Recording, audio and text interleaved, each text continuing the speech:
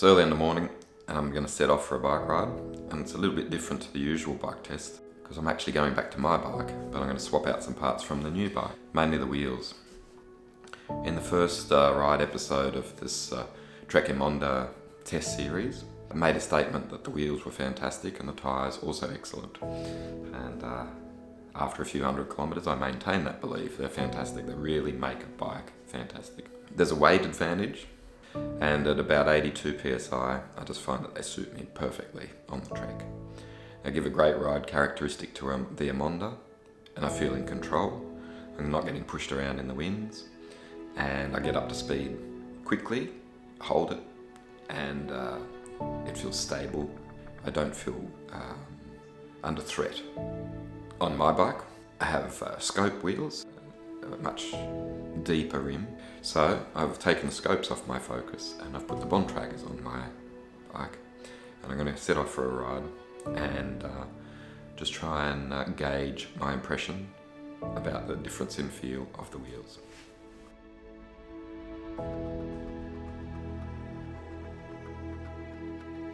So I'm just out on the Focus and I'm retracing the steps of my first ride on the Trek, only that this time I've got the Trek's wheels on my bike, and within 3.1 kilometres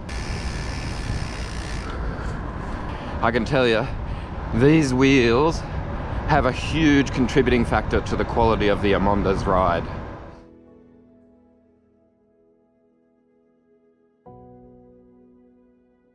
Couple of things that's worth noting.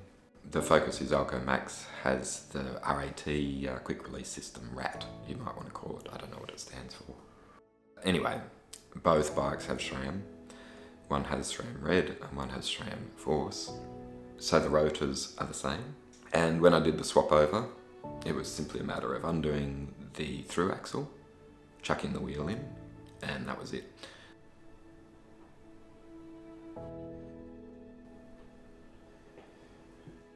I've been riding 28mm tyres, Pirellis, on my bike.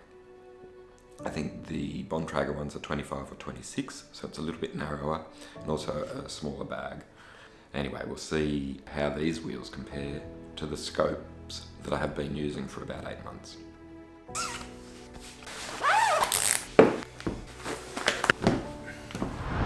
I mean, I've always said how I like my bike. I can tell you, I didn't have a problem with the scope wheels either. They gave the bike a real solid feel, but it's an old adage in cycling that the rotating mass is really important. And the rotating mass that I have today is a lot lighter.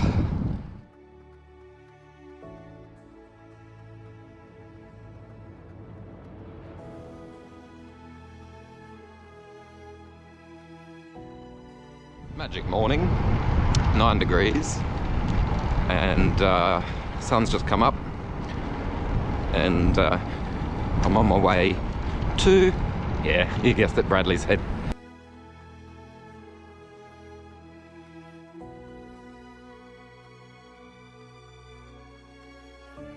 Impressions are getting stronger and stronger with every kilometre. Lighter wheels, better bike. My bike was already bloody good, and now it's fantastic. So there's a lesson here. It might not necessarily be the new bike you need. Just a few changes here and there will make a big difference, obviously.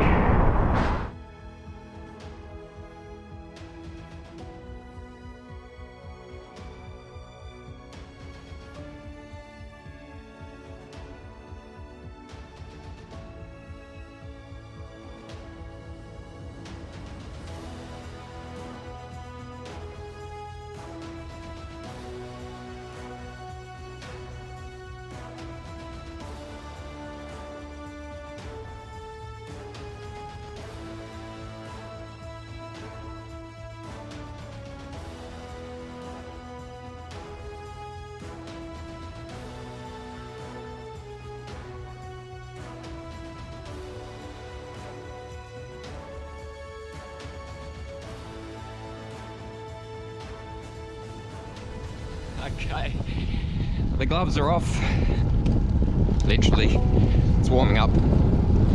And that's a really good test to do.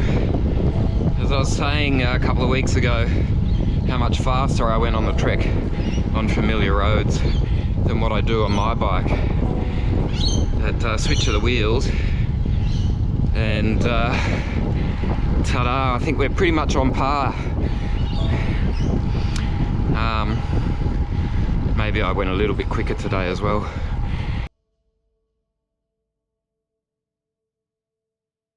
And the point is, I think I made it clear, these wheels are really good. That's pretty much the point. It's not to say the Trek Emonda's not nice. It's a bloody beautiful bike. But I did just want to sort of clear up the influence of one component on a very, very nice bike.